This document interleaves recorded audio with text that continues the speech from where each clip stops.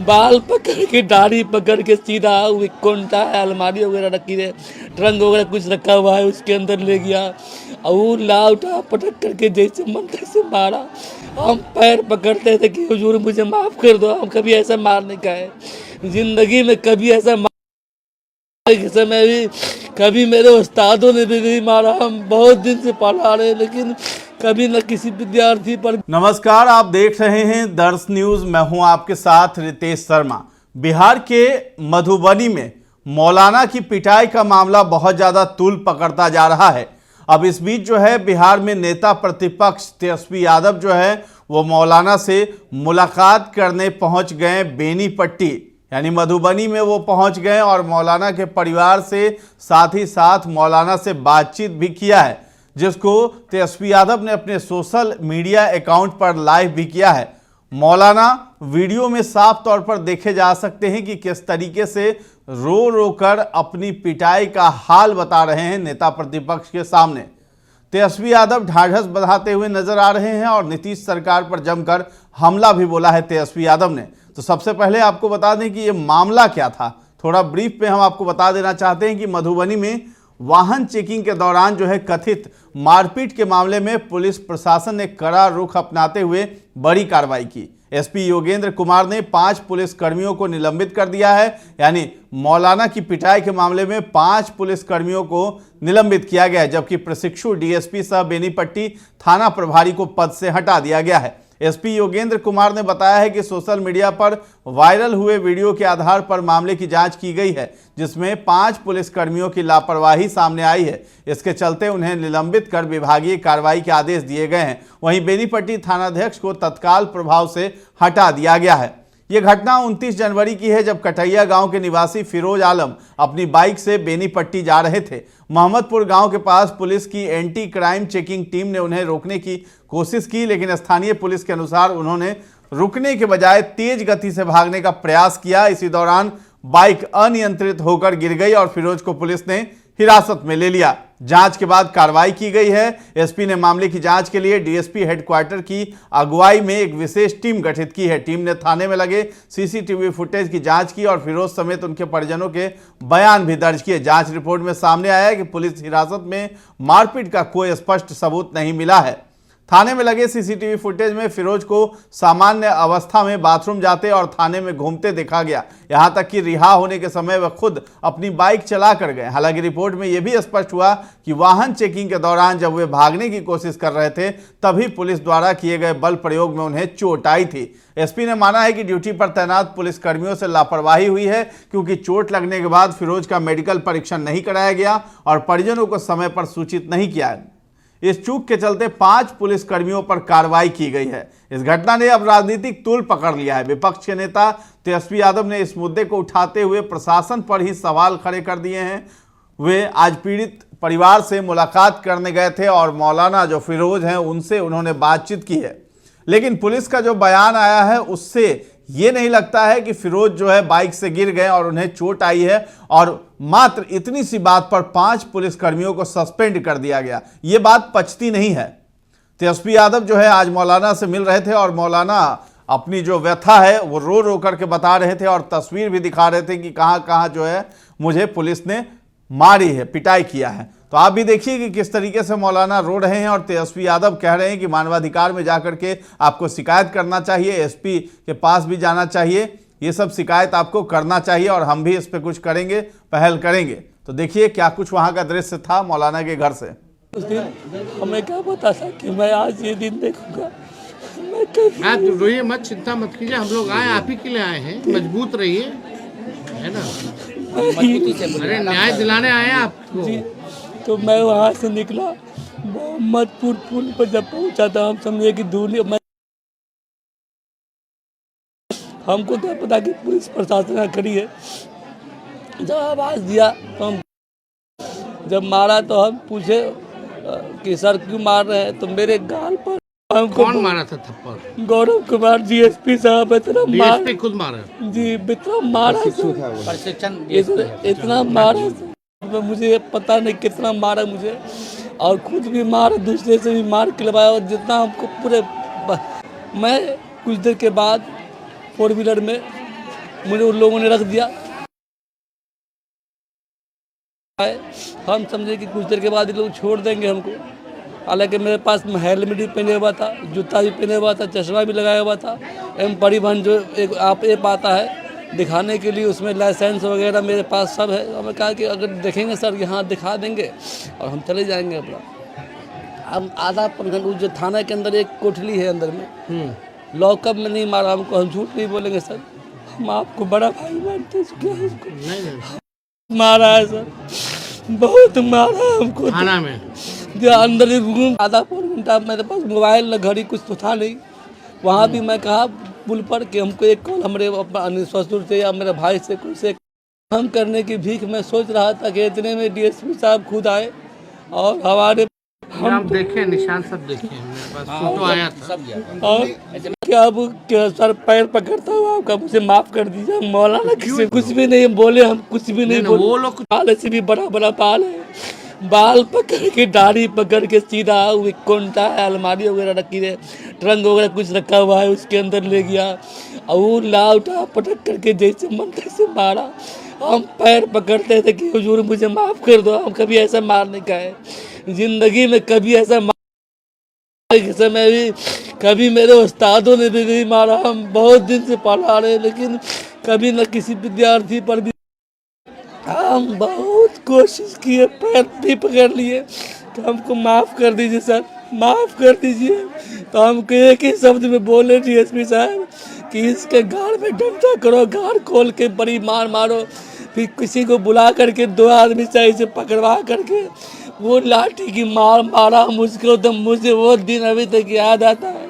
अभी लोग भी देख कर तो क्या सब बोला, और क्या आप शब्द बोल रहा था क्या? बता रहे सर, रोइए मत आराम से। आपका बार बार कहे कि तुम चोर उचक्का की तरह बाल रखे हो। मैं उस वक्त नहीं रो रहा था सब, जो बात मेरे आँख से आंसू डर से सूख गया था। हम कुछ करते नहीं, मस्जिद में नमाज पढ़ाते हैं, बच्चों को पढ़ाते हैं। कहा कि तुम अल्लाह से जो मस्जिद में मांगते हो तुमको आज से अल्लाह से दुआ मांगना भुला देंगे, यही लफ्ज़ था उसका। बहुत सारे अभद्र टिप्पणी जितना हुआ क्या, और उसके बाद कहा कि सारा पानी मांगेगा तो मुंह में डंडा कर दो। वो जो डंडा करने वाली लफ्ज़ मुंह में डंडा कर दो, साले को पानी मत दो। जो लफ्ज़ नहीं बोलना था सर, कसम अल्लाह मैं आपका पैर पकड़ लूँगा मेरे बड़े भाई। हमको बहुत दिन से मैं अपने आप में आत्महत्या करने के फिराक में था कि लेकिन मैं मौलाना नहीं, हौसला रखिए, हौसला डिटेल बताइए क्या क्या बयान किया, वो क्या वो बोला। और उसके बाद प्रयोग किया। मैंने वीडियो में भी अपना बयान किया, चूँकि उस वक्त मेरा दिमाग शांत था, मैं टेंशन लाइज हो गया सर। आतंकवादी भी कहा,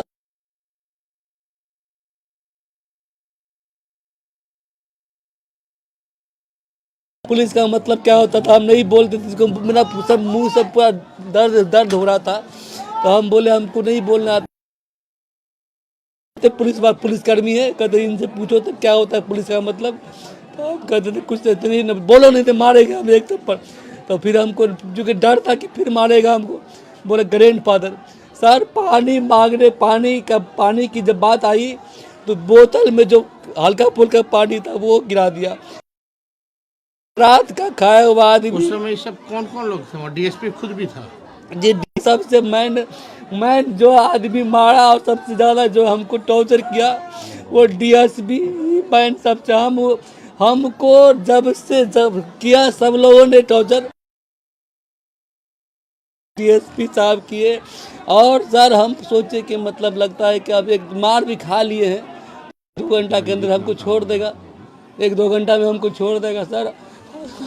हमको तो बोलने में भी डर होता है कभी कभी कि हम किस दुनिया में पैदा हो गए। डरिए नहीं, बोलिए। हम लोग न्याय दिलाने के लिए आए हैं सर ना। तरह जो आपके साथ सब आवाम सब लोग खड़ा है आपके साथ, बाहर जाके क्या क्या जुमला पॉइंट बाय पॉइंट बताइए। तो कहाँ से लोग आए, बोलिए सर को आराम से बोलिए। उसके बाद हमको पानी तक के लिए नहीं बोला गया। और उसके बाद अब जब पेशाब जब मुझे लगा ना सर, मैं गेट पीटा कि हमको पेशाब करना है। मैं सोचा कि बाहर जाएंगे तो लोग देख लेंगे हमको, तो कहीं हमको पेशाब करने के बहाने भी हमको निजात मिल जाएगी। तो 2 आदमी से पेशाब करवाने ले गया। और बहुत टॉर्चर के बाद एक आदमी बोला उसी में से कोई पुलिस वाला कि तुमको तो उस पैंट में पेशाब करवा देना चाहिए था। तो वही बोल भी हो ना रे, तुमको तो पैंट में पेशाब करवा देना चाहिए था। लेकिन हम कुछ भी नहीं बोले सर, हम चूँकि डर से चुपचाप खामोश बैठे हुए थे। हम 2 मरतबा पेशाब करने गए, दोनों मरतबा 2-2 आदमी करके लोग पेशाब करवाए। हम सोचे कि लगता है मेरे घर पे की नहीं हुई। हम फ़ोन से बात करने के लिए सर कहते थे कि हमको एक मरतबा थाना में हमको मार भी पड़ गई तो कम से कम मेरे बाप माँ को तो फ़ोन कर देना चाहिए ना कि हमको कि हम आपके आदमी को पकड़ लिया। लेकिन हम कि मेरे बीवी बच्चे को कोई को नहीं खबर दिया। हम अपने आप में बेहवास हो गए थे सर। तो लास्ट में हम खिड़की से खोल के देखते थे कोई आदमी आएगा ना, उसको हम नंबर लिख के देंगे। लास्ट में एक दिन एक आदमी कुछ देर के बाद देखा पानी पीने के लिए आया। हम उसको आवाज़ दिए, बेचारा पानी भी थोड़ा सा दिया और पता नहीं हम उसका अभी तक उससे हमारी मुलाकात भी नहीं हुई सर।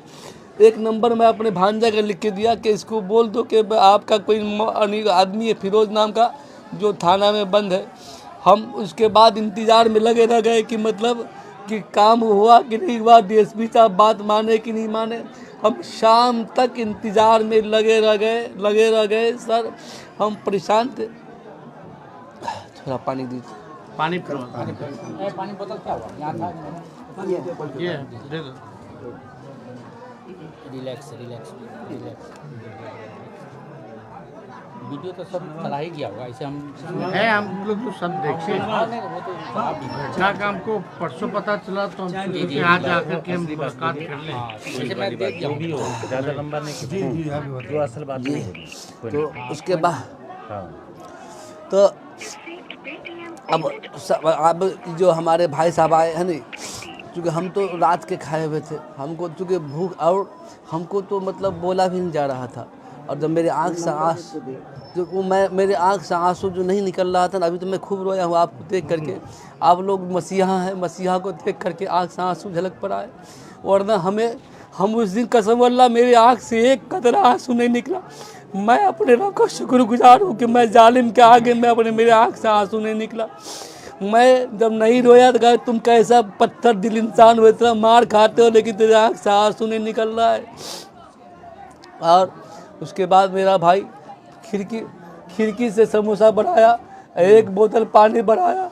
मैं शाम को खाया, रात का लेके गया तो हमको यह जवाब मिला अंदर से, पहले तुम खुद खा लो बाद में आना। तो मैं उसको जवाब दिया सर मैं खा करके आया हूँ, उनको खिलाना। बहुत रिक्वेस्ट के बाद हमको अंदर जाने दिया, फिर इनको समोसा दिया। नंबर के लिए सर्च कीजिए, किसको नंबर दिया? तो मैं मोबाइल जो नंबर सर लिखाया था वो जो भांजा का नंबर मुझे याद था, भांजा का नंबर में लिखाया। चूँकि मैं सोचा कि अगर मैं छूट जाऊंगा तो मैं मार भी खाया हूँ तो घर की इज्जत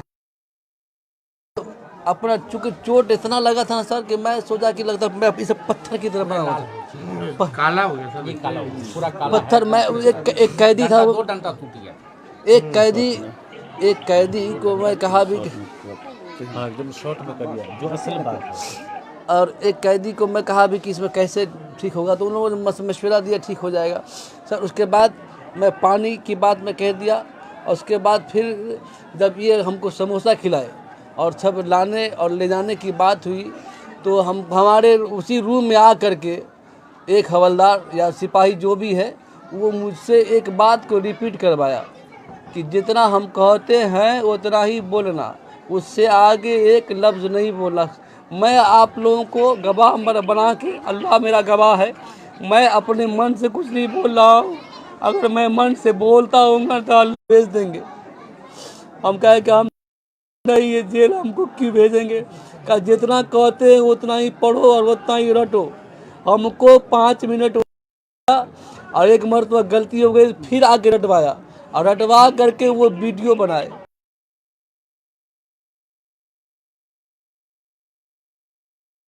बोलते हैं तो हमको लगता है कि छोड़बो नहीं करेंगे। हम डर से सामे हुए थे सर। उसके बाद फिर एक अपने आप में बेबस हो गया था, टेंशन में थे। वो लिख दूंगा, मैं लिखा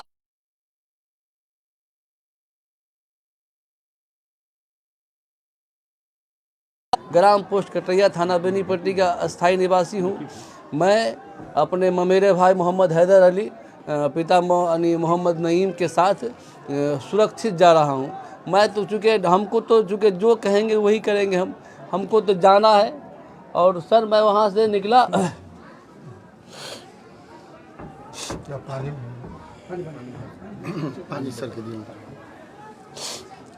घबराइए नहीं, आराम से बोलिए। पूरी जनता आपके साथ है। आपका बात सुनने सर वाले किन किन लोग को सस्पेंड किया है? पांच आदमी को सर, दो जमादार और दो जी हाँ रंजीत नाम का, रंजीत नाम का ही तो बेसिक कहता था कि ग्रैंड फादर बोलो। और जी दाढ़ी पकड़ के ये मौलवी की, मैं सिर्फ मौलवी हूँ, इसी वजह से मैं समझ अपने आप में समझ रहा था कि आज मैं मौलवी नहीं होता तो मुझे इतनी मार नहीं पड़ती। मज आपको छोड़ा, आपके छोड़ने के बाद भी कुछ बोला, और भी आपको गाली या गलत जुमला कुछ बोला? वो छोड़ने के समय सर वो हम चूँकि हमसे सिर्फ लिखवाया और लिखवाने के बाद और मैं सर को बताया तो कि अपने हिसाब से लिखा होगा, इनसे दस्तखत करना। हमसे लिखवाया लिखवाने के समय डीएसपी था वो मुकेश मुकेश। डीएसपी कितने देर में गया आपको पिटवाने के बाद? हाँ जी, वो पिटवा दिया। पिटवाने के बाद भी वो शाम को जब आए ना हनी, तो हम तो समझे कि लगता है कि अब आए, एक दो उम्र तो आए भी हनी, तो लेकिन हम समझे कि शायद लगता है कि अब छोड़ देंगे हमको, लेकिन हम अब कैसे छूटे तो हमारे भैया को पता होगा। और दरभंगा थे, हमारे बनोई जो है अज्ञात कॉल से कॉल आया हमारे लड़का के कॉल पे, आज जो नंबर लिखवा के भागना, उस नंबर पे जो है कॉल आया, कहा कि आपका एक मौली साहब है, वो आपका कोई रिलेशन का है कटैया का, जो बेनीपट्टी थाना में बंद है। इनको लगा कि हमारे लड़का को लगा कि फ्रॉड कॉल है, ऐसा होता है। तो फिर ये बारीकी से इस चीज़ को सुना, फिर हमको कहा कि अब्बा जो मामू को पकड़ लिए हैं। हम बोले कौन? तो कौन पकड़े हैं? नहीं बोलो थाना में है। तुरंत हम अपना नंबर से जो है बड़ा बाबू से संपर्क किए। बड़ा बाबू को पूछे कि सर मौली फिरोज जो है लॉकअप में है या थाना में है? कहा कि हाँ है। तब कहले सर किस जुर्म में, क्या हुआ है सर? तो कहा कि आ करके मिल लो। तो आ करके मिल लो। तो हम कहे कि सर हम यहाँ तो नहीं हैं। लोकल पर भी हम बहुत दिए, जो होता है छोटा मोटा इधर उधर, उस सब को कहने के बाद वो हर जगह से एक ही चीज़ रिपोर्ट आ रहा था कि कह रहे हैं कि इनको एफआईआर करेंगे और जेल भेज देंगे। लास्ट में 4 साढ़े 4 बजे हम फिर डीएसपी साहब को फ़ोन किए, सदर डीएसपी बेनीपट्टी। उनको सारी बात कहा कि गाड़ी नंबर इनका नाम लिखवाइए। लगभग 10 मिनट के बाद हम फिर कॉल किए, गाड़ी का नंबर उपलब्ध हुआ। तो सर कहे कि नहीं, हम जानकारी ले लिए है, जो गाली गलौज किया हमारे स्टाफ के साथ। हम बोले सर गाली गलौज किया या क्या किया वो तो हमको जानकारी नहीं है, लेकिन इसको छोड़िए। कहा कि नहीं, ये जेल जाएगा, इनके ऊपर एफआईआर होगा। हम निराश हो गए, इसलिए निराश हो गए कि लोकल पर भी हम बहुत दे दिए थे। लास्ट में जा कर के कितना मेहनत करने के बाद वो कैसे नहीं कैसे कहाँ से उनको जानकारी मिला। तो वो जो है वहाँ से मुकेश बाबू है छोटा, वो हमको फ़ोन किए कि शफीक जी, वो थोड़ा हमको जानते भी है, नंबर बराबर बीच में जो बात होता, तो कहे शफीक जी किसी को भेजिए, बात करने के लिए भेजिए। हम कहे क्या बात करना है? रिकॉर्डिंग है उसका मेरे पास। हम कहे कि क्या बात करना है? तो कहे कि भेजिएगा तब ना बात होगी। तो हम 2 मरतबा रिपीट किए, तो कहे कि हम तो नहीं हैं, तो किसी को भेजिए। तो हम कहे ठीक है, एक लड़का हम भेजते हैं। दरअसल ये 4 भाई की भैयारी है। तो सिंगल ये कि यहाँ रहते हैं, एक पढ़ाते हैं, ये भी पढ़ाते हैं, 2 लड़का इनका बाहर है। ऐसे दरमियान में जो है हमारा साला है, उनको हम फ़ोन किए। हम के लिए काम कीजिए, फिरोज जो है अंदर बेनीपट्टी थाना में है, उनको जा करके देखिए तो कैसे क्या है। मुकेश बाबू नाम करके है कोई एक स्टाफ, उनसे थोड़ा बात कीजिएगा। वो गए बात करने के लिए। वैसे दरमियान में जो है वही लिखा पढ़ी करके इनको छोड़ा गया है। यह सब है मामला। लेनी देनी की जहाँ तक बात है, पैसा 25,000 रुपया जी भेज दीजिए, तो वही बात हुआ। तो उसमें पैसा भी लेकर के छोड़े 25,000 रुपया, वो ज़्यादा से रख रहे थे। हाँ, 25,000 रुपया। जी जी। तो आपको बताया होगा ना कि किस जुर्म में मार रहे हैं, किस जुर्म में पकड़े हैं? ये सिर्फ डीएसपी साहब से जो बात हुआ, वो कहा कि हमारे स्टाफ के साथ गाली गलौज कर दिए। तो गाली गलौज कर दिए तो हम लोग को इस पूछा था मेरे गाड़ी पे तुम डंडा क्यों मारे, उसी का। जी जी, ये हम लोग को जानकारी नहीं था कि इनके मार लग गया या क्या है, नहीं है वो चीज़ तो हम लोग को बहुत हम सर उसके बाद चूँकि मैं सर उसके बाद जब मैं छूटा है नहीं छूटा जो, तो चूँकि मेरे चुत्तर पे इतना दर्द हो रहा था ना, मैं सोचा कि मतलब अब इस मैं अपने भाई को या किसी को बोलूँगा कि हमको इतना गाँव पे मार लगा हुआ है नहीं, तो हम अपने चूँकि हम मौलाना किस्म के आदमी है, हम इस बोलने से शर्मा गए। हम तुरंत अपना हेलमेट पकड़े और अपने भांजा को बोले कि बाबू हमको लगता है कि अब हम या तो हॉस्पिटल जाएंगे तो हम कुछ न कुछ कर लेंगे। ये बोले, ये हमको बोला कि मामू अब कहीं मत जाइए, सीधे हॉस्पिटल चलिए। अब हमको बनी बाद में बाहर आके वहाँ से गाड़ी निकाले, हम गाड़ी निकाल करके हम बाहर आए, इसको फ़ोन किए हम बाहर से। तो इसको जब दर्द बताए हम, तो ये बोला कि मामू 4 चक्का से आप कहीं मत जाइए। तो हम 4 चक्का से अपने दोस्त के गाड़ी है उनके मंगवा करके सीधे हम सोनई पहुंच गए और यहाँ ससुराल पहुंच गए। और ये हमको बहुत कोशिश किए कि मामू, हाँ हमारे साला भी आए थे, हमारे साला हमारे इश्तियाक भाई सब आए थे। तो ये लोग मतलब हमको बहुत कोशिश किया आप हॉस्पिटल पर चलिए आप। तो हम कहें कि चूँकि ये अंदर वाली बात थी, तो हम शर्म के मारे बोल नहीं पा रहे थे कि अब क्या बोले हम, कि हम कहाँ बोले, किसको बोले। मौलाना किस्म के आदमी है, लेकिन हम अपने ससुर जी को हम धन्यवाद देते हैं। जब हमको खाने के लिए बोले कि खाना खा लो, मैंने खाना नहीं खाया ना, तो वो हमको परेशान हो गए कि बेटा तुम खाना क्यों नहीं खा रहा है, तो चेहरा क्यों उदास है। तो हमारा लुंगी कपड़ा बदलवा के जब वो बदन को खुलवा के देखे ना, वो उनका टेंशन उसका हाईलाइज हो गया। बोले कि नहीं अब हम नहीं सहेंगे, अब आगे आप जाइए इलाज कराइए, नहीं तो आप मर जाइएगा। जैसे दाग है आपको वो मेरे ससुर तो हॉस्पिटल गए आप? जी जी, विधानसभा में भी ये आवाज़ को उठाएंगे। और इससे और पहले आपको बता दें, लोग जुड़े हुए, हज़ारों लोग आपको देख रहे हैं लाइव, ठीक है ना, लाखों लोग देख रहे हैं। यहाँ हम सब लोगों को कहना चाहते हैं कि देखो किस प्रकार से निर्दोष व्यक्ति पर हमला हुआ है और लगातार मुख्यमंत्री अचेत अवस्था में है। मुख्यमंत्री को होश नहीं है कि उनके बिहार में प्रशासन का क्या स्थिति हो चुका है। भ्रष्टाचार में डूबा हुआ लोग हैं और पुलिस जो जनता का सेवा सुरक्षा करना चाहिए था, आज भक्षक बनी हुई है, अपना ड्यूटी नहीं कर रही है। बताइए, निर्दोष आदमी को पीटा भी रात भर, खाना भी नहीं दिया और 25,000 रुपया ले करके जो है छोड़ा। ऐसे डीएसपी या पुलिस में जो भी विचारधारा वाले लोग हैं, जिनका संघीकरण हो गया है और जो लोग अल्पसंख्यकों को बुरी नज़र से देखते हैं, हम सब लोगों को बता देना चाहते हैं ऐसे लोगों को कि बुरी नज़र वाले जो देखने वाले लोग हैं, उनकी नज़र कैसे अच्छी होगी, इसका हर एक तौर तरीका हम लोगों को पता है। और आगे ये घटना ना हो, उसलिए हम सभी पुलिस प्रशासन के लोग से, डीजीपी देख रहे हो या एसपी देख रहे हो, मुख्यमंत्री तो अचेतावस्था में, होश में नहीं है। जो डीके बॉस दिखाएंगे, जो डीके बॉस बताएंगे, उतना ही जो है मुख्यमंत्री को पता चलेगा। जो डीके बॉस है वो असल में सुपर सीएम है।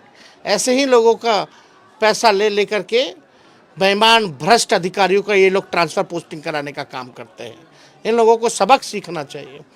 अगर हम एसपी साहब सब लोगों से, डीजीपी से, एडीजी से, सब लोगों से मांग करते हैं कि इनको न्याय मिलना चाहिए और जो डीएसपी जो है उसको प्रोविजनल में है, नया है, उसको जो है तुरंत कार्रवाई होनी चाहिए, उस पर मुकदमा होना चाहिए और सज़ा तय होनी चाहिए। और जो लोगों पे कल केवल आई वॉश कार्रवाई हुई है, 2-4 लोगों को जो है हटाया गया है, उन पे भी एफआईआर होना चाहिए और केस मुकदमा होना चाहिए। हम तो आप लोगों से बोलेंगे, उन फातिमी साहब हैं, आप लोग नहीं, जुडिशियल इंक्वायरी होनी चाहिए। आप लोग जाके एफआईआर कीजिए उन अधिकारी पर, डीएसपी पर एफआईआर कीजिए और मानव अधिकार में भी कंप्लेंट कीजिए। हम आपके साथ हैं और इस बात को विधानसभा खुलेगा, हम लोग मजबूती के साथ उठाने का काम करेंगे। ऐसे मानसिकता, ये संघीकरण हो गया है। नीतीश जी ने भाजपा को इतना बढ़ा दिया है लगातार आप देखिएगा 20 है एमएलए यहाँ दरभंगा और मधुबनी में, 20 में से 17 जो है भाजपा और जदयू के हैं। झंझारपुर का एमपी एनडीए का, दरभंगा मधुबनी का लगातार जो है एनडीए का। इन लोगों के कहने पर जो है ऐसे ही लोगों को जो है भेजा जाता है ड्यूटी पर और इन लोगों पे जुल्म ढाया जाता है। तो हम लोग एकदम मजबूती के साथ खड़े हैं, आप लोगों को न्याय दिलाएंगे। इसमें आप लोगों को भी जो है बढ़ चढ़ के जो है हिस्सा लेना पड़ेगा। तो हम लोग चाहेंगे कि कल एक डेलीगेशन आप जो है लेकर के, नहीं एक डेलीगेशन लेकर के आप जाइए एसपी के पास, एफआईआर आप लोग कीजिए जो सिपाही था, क्योंकि कानूनी कार्रवाई होनी चाहिए ना। और मानव अधिकार में आप लोग कंप्लेन कीजिए और हम लोग भी अपना टीम जो है मानव अधिकार में भेजने का काम करेंगे और अस्पताल से भी जो है रिपोर्ट वगैरह वो ले लिया जाए तो बेहतर हो। तो आप चिंता मत कीजिए, हम लोग हैं, कोई दिक्कत नहीं होगी। पूरी पार्टी सभी जनता जो है आप लोगों के साथ है। और वो कहाँ गए प्रमुख जी? और यहाँ इतना पुलिस भ्रष्ट है यहाँ का।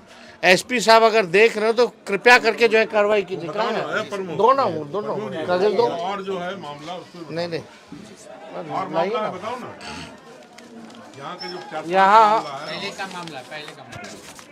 यहाँ अभी देखिएगा कुछ दिन पहले लगातार यहाँ बेनीपट्टी थाना क्षेत्र में बसेट में एक पंडित जी के लड़के राहुल कुमार झा को जो है बेरहमी से जो है घुस करके पीटने का काम किया गया यहाँ की पुलिस ने, जो राहुल कुमार झा हैं।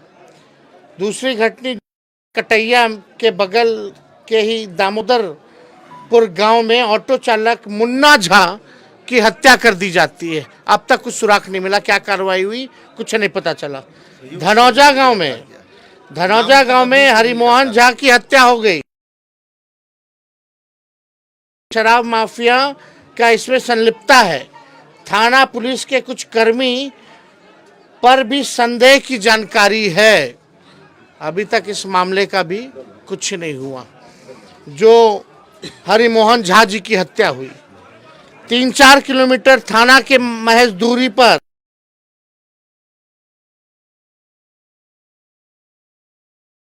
की हत्या, अब तक जो है कोई कार्रवाई नहीं की गई है।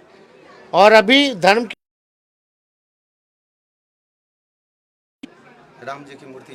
राम जी की मूर्ति चोरी हो गई है, अभी तक बरामदगी नहीं हुई है। तो हम लोग तो देखिए, और जो मौलाना साहब के साथ हुआ जिस प्रकार से पुलिस जो है, लेकिन कुछ लोग ऐसे सिस्टम में आ गए हैं जो एक मानसिकता के हिसाब से जो है काम करने का काम है कि ऐसे लोगों को जो है न्याय दिलाने का काम करे। और तात्कालीन जो डीएसपी को मधुबनी हेडक्वार्टर जो भेजा गया है, एफआईआर जो है संज्ञान में लेते हुए पुलिस करने का काम करे। और भ्रष्टाचार भी उन लोगों ने किया, 25,000 रुपये भी इन बेचारे गरीब मौलाना से इनके परिजनों से लेने का काम किया। आप समझ सकते, भद्दी से भद्दी गालियां, आतंकवादी जैसे शब्द का प्रयोग किया गया। इसको हम लोग राष्ट्रीय जनता दल के लोग कभी भी टॉलरेट करने वाले नहीं हैं। दाढ़ी पकड़ पकड़ करके जो है, जो पुलिस वाले बोल रहे थे पुलिस मतलब ग्रैंडफादर, पुलिस मतलब जनता का नौकर, पुलिस मतलब जनता का रक्षक, ये होता है पुलिस का मतलब, जो जनता की सेवा करे, सुरक्षा करे, रक्षा करे। पुलिस मतलब कौन है ग्रैंडफादर? क्रिमिनलों से तो भागते हो, डरते हो। अगर आपको दिखाएंगे तो कैमरा में इनके जो फोटो जो है, नहीं नंबर दिखाए, इधर लाओ भाई, पूरा काला पड़ गया। ये देखिए लाठियों की दाग। अब इससे ज्यादा हम तो चाहेंगे कि भाई मानव अधिकार भी जो है वो स्वयं संज्ञान ले। उसमें भी एक डेलीगेशन एसपी साहब के यहाँ भी चले जाइए, हमारे एसपी साहब के यहाँ चले जाइए और ये लोग एफआईआर करवाइए। आप लोगों के साथ जाएं, एफआईआर करवाइए। जो भी पुलिस डीएसपी है उस सब पर एफआईआर करवाइए और एक मानव अधिकार का और सबका कॉपी हमको दे दीजिएगा। उसके बाद हम सदन में उठाएंगे। देखते हैं पार्टी के जो अपने जो लोग इस तरह का काम कर रहे हैं लोगों को कैसे सबक सिखाया। पदाधिकारी हैं, उनको भी डेलीगेशन में रखिए। ये क्या है? ये पोस्ट थाना वाला ना, तो कल लेकर ये में था।